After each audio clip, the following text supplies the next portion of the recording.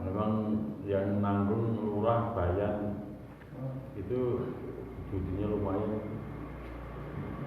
Bayan sampai jam 7. Tapi itu bayar yang punya rumah. Kalau 3.000, kalau sekotokan itu 5.000, ya 1.000 yang tuan rumah untuk beli kopi ya. Melnya. Kalau ditanya, saya kan kok kalah, saya juga kalah. Semua kalah, yang menang yang tuan rumah. Habis duitnya semuanya.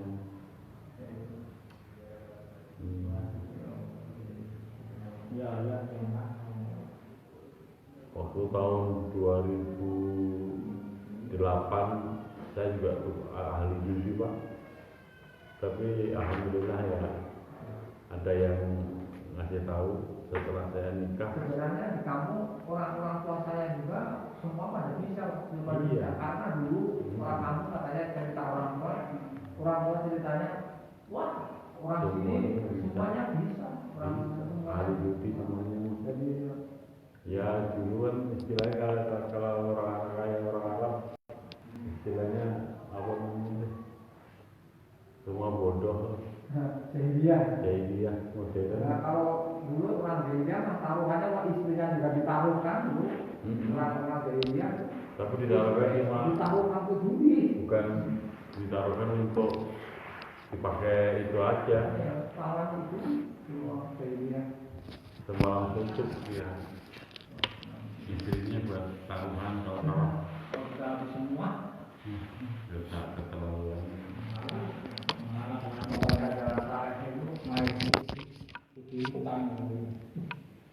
Utang lupa mesti menang sama teman-temannya. Nanti istri panggil. Kalau waktu semalam itu tidak bisa bayar ya, ini sudah bawa pulang. Bawa pakai. Hancur kabeh.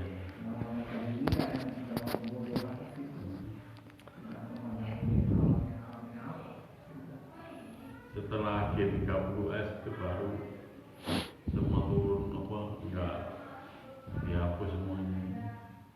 Istilahnya enggak ada yang judi. Ya ada juga cara. 30S masih kecil. Aku masih bayi ya, 2 tahun.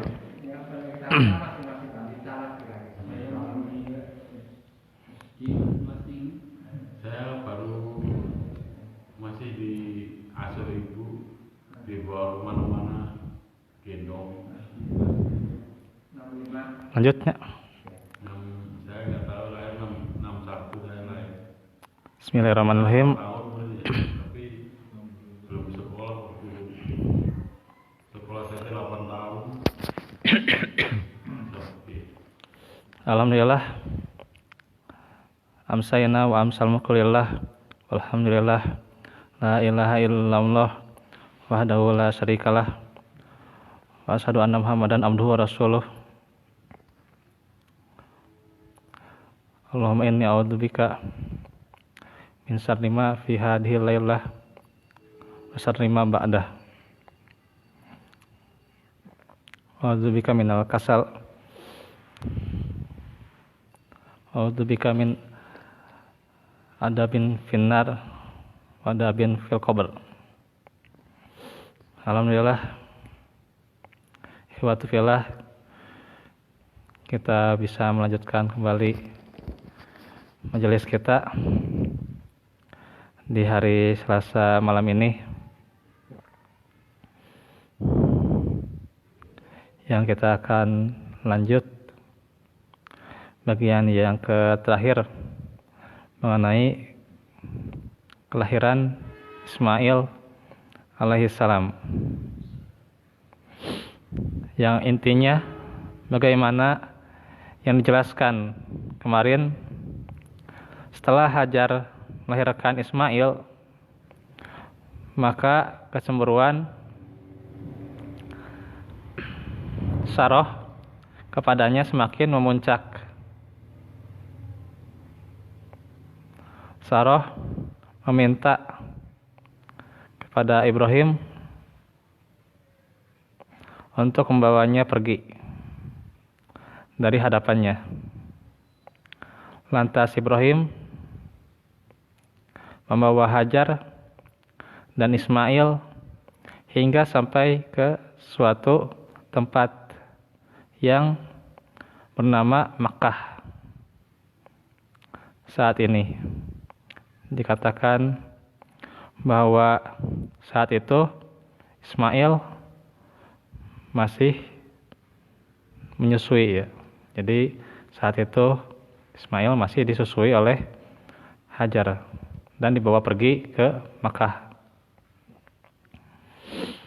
Ketika Ibrahim meninggalkan keduanya di tempat tersebut dan beranjak pergi, maka Hajar bangkit dan bergelantungan pada bajunya. Seraya berkata, "Wahai Ibrahim, kemana engkau hendak pergi? Apakah engkau akan meninggalkan kami di sini tanpa bekal untuk kebutuhan kami?" Namun Ibrahim tidak menjawab. Ketika Hajar terus mendesak, bertanya kepadanya, namun tidak menjawab, maka Hajar bertanya kepadanya, "Apakah Allah yang telah memerintahkanmu untuk melakukan ini?" Ibrahim menjawab, "Ya, nah." Nah, ini jawaban Hajar adalah, kalau begitu dia tidak akan membiarkan kami. Tuh. Jadi ini jawaban yang penuh dengan keimanan gitu. Dia yakin Allah tidak akan membiarkannya. Karena Ibrahim berusaha memenuhi perintah Allah gitu. Tidak akan disia-siakan yang namanya pahala buat orang-orang beriman.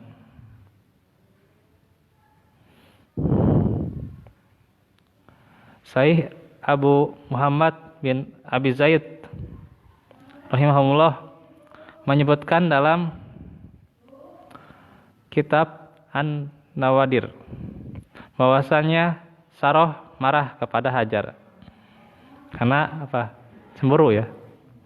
Dan bersumpah bahkan ya akan memotong 3 bagian anggota tubuhnya. Sampai segitu ya, segitunya ya. Maka Ibrahim memerintahkan untuk melubangi telinganya atau ditindik dan berkhitan serta membatalkan sumpahnya. Karena itu kan sumpah dosa ya, maksiat, tidak boleh ditaati ya. Tidak boleh ditepati ya. Yang namanya sumpah untuk maksiat ya. Tidak ada ketaatan. Karena itu kalau bernazar, bersumpah ya harus yang baik. Tidak boleh yang maksiat gitu. Dan kalau misalnya sudah bersumpah dengan yang baik, itu harus ditepati gitu. Sebab dia menyebutkan nama Allah gitu ya dalam sumpahnya. Karena itu jangan main-main dengan yang namanya sumpah ya. As-Suhaili mengatakan, Sarah adalah wanita pertama yang berkhitan. Nah, ini yang tentang berkhitan nih. Jadi ada hadisnya perempuan berkhitan. Kata siapa nggak ada hadisnya? Ada ini hadisnya. Keterangannya ada. Walaupun ya silap pendapat. Kalau perempuan ya hukumnya ya sunnah gitu. Tidak wajib ya. gitu. Ya cuman bagian itunya aja sedikit gitu. Kalau dipotong kecil-kecil doang. Iya. Ada keterangannya gitu kan. Iya. Itu keterangan itu kita istilah Bagian kemaluannya sedikit. gitu tidak Hmm. memang keterangannya ada. Iya. Ini dalilnya nih. Saroh berkhitan tuh.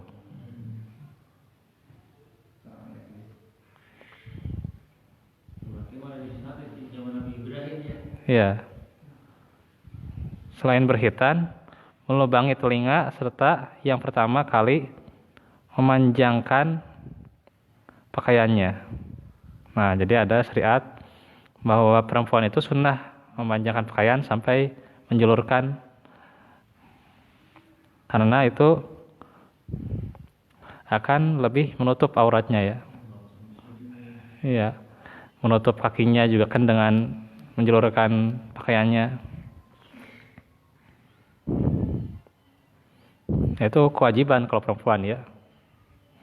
Karena auratnya cuma dua ya. Yang dua yang diperbolehkan gitu. Yang dua itu adalah muka dan telapak tangan. Yang lainnya aurat semua gitu.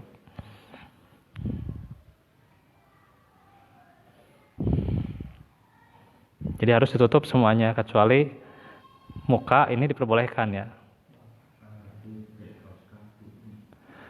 Terus telapak tangan sampai sini ya. Lebih sunnah kalau misalnya dia pakai sapu tangan sampai ke sini gitu ya. Gitu. Itu sunnah itu.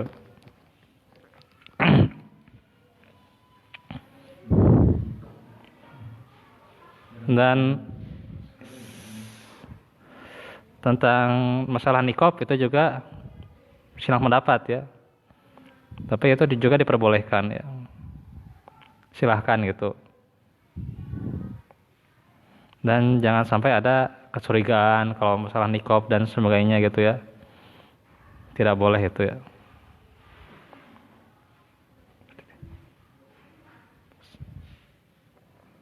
Bahkan ada yang mengatakan juga itu sunnah gitu ya. Tapi kalau di persatuan Islam itu boleh saja gitu. Tidak dilarang itu. Artinya silahkan kalau mau pakai niqab gitu ya. Tapi itu tidak dianggap wajib gitu.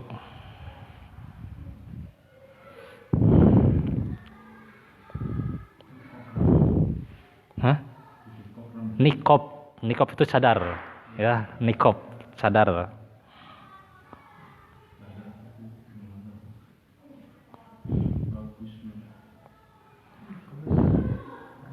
Iya.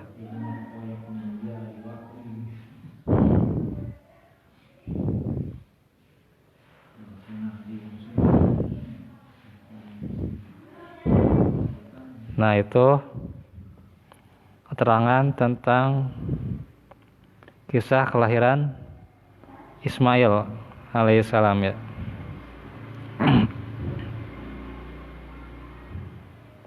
Nah, kita baca judul yang baru sekarang dalam Qasasul Anbiya. Kisah hijrahnya Ibrahim alaihissalam beserta Ismail dan Hajar.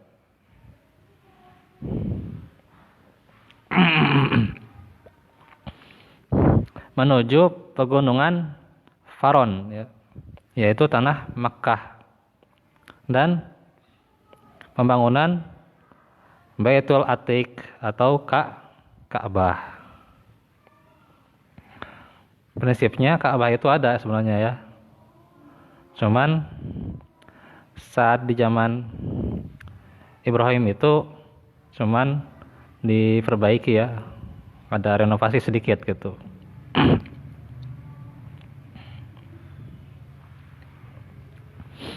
Imam Bukhari berkata, Abdullah bin Muhammad yaitu Abu Bakar bin Abi Syaibah mengatakan, Abdul Razak telah menceritakan kepada kami, Muammar telah menceritakan kepada kami dari Ayub Sikhtiani atau Sakhtiani, boleh dibaca gitu ya. Dan Aksir bin Kasir bin Al-Muttalib bin Abi Wada'ah, yang masing-masing dari keduanya saling menambahkan dari sahabat nih ya, Sa'id bin Jubair ya, dari Ibnu Abbas radhiyallahu anhuma. Ia berkata,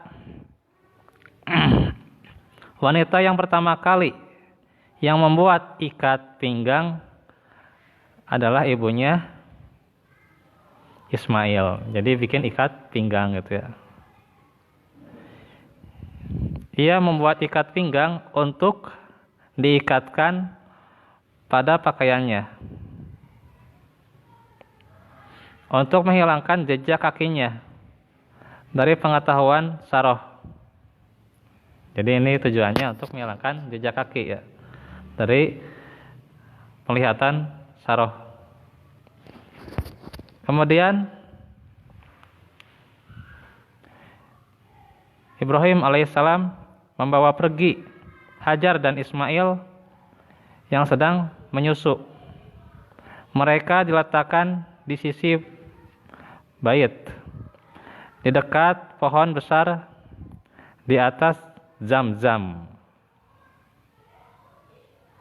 di sekitar Masjidil Haram. Kala itu di kota Mekah tidak ada seorang pun di sana, jadi nggak ada orang lain di sana juga, sepi gitu ya. Iya, padang pasir luas gitu, sepi ternyata. Serta nggak ada air gitu, sama sekali nggak ada air. Ibrahim meletakkan keduanya di sana dengan memberinya segeribah kurma dan sedikit air. Jadi cuman sedikit airnya yang dikasih dan cuman segeribah itu juga kurmanya.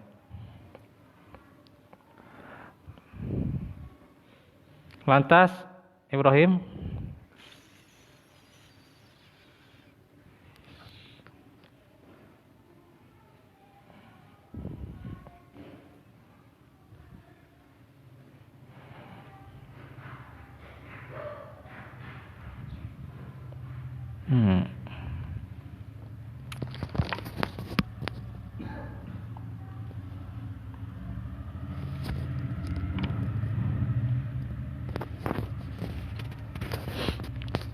Lantas Ibrahim meninggalkan tempat tersebut.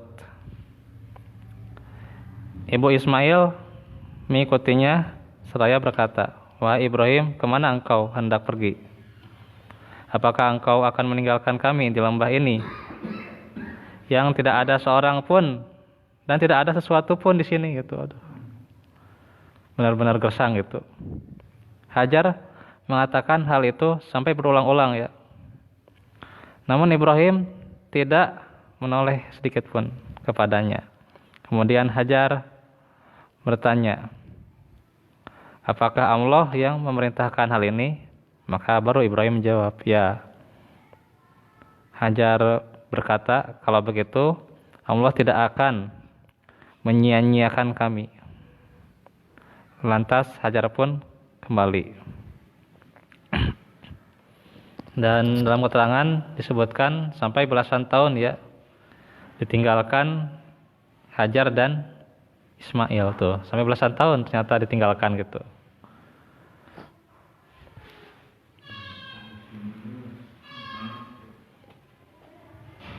Tapi sebegitu luar biasanya keimanan Hajar ya, bagaimana merelakan suaminya pergi gitu. Ini bukan keimanan orang zaman sekarang gitu ya, kebanyakannya gitu. Mungkin kalau ditinggalkan sudah lama-lama ya sudah gitu, akhirnya curiga gitu ya, curiga sudah langsung iya gugat gitu ya. Ya. Ya apalagi ya di zaman-zaman pandemi gitu ya, wah ketika nggak ada kerjaan kan langsung gitu ya.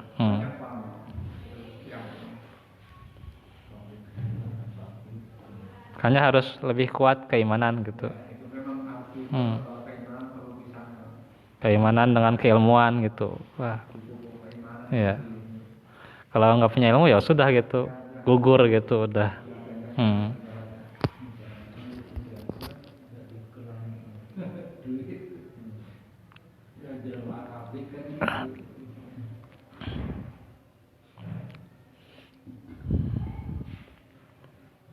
Keterangannya itu setelah tinggal itu makanan dari mana gitu? Nanti ini ada keterangannya belum? Terus kirim para guru. Apa? Oh, nggak ada makanan. Ketika ditinggalkan nggak ada makanan gitu. Ya nggak ada apa-apa. Jadi emang nggak ada apa-apa yang bisa dimakan gitu. Sampai bolak-balik gitu kan, hajar 7 kali kan. Nggak ada apa-apa. Ibrahim terus melangkah hingga ia sampai pada gundukan tanah.